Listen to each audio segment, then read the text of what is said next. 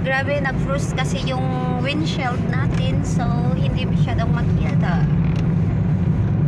Ayan. Malapit lang yung church sa amin. So, wala talaga. Hindi siya. So, ayan guys. Malapit lang yung church sa amin. Maaga kami tatay. Tatay. Lugay kay niliko si tatay. Kaya na ay kami.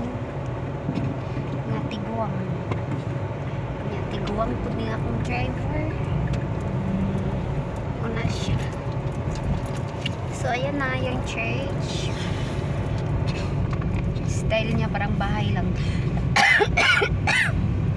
Ganun sila dito guys. Pati school parang bahay lang. Nauubo tayo ngayon dahil super lamig talaga. So, andun yung bahay namin. Yung inuupahan namin doon banda. And yung tower, the tank of the Foxton Water District. Ayun.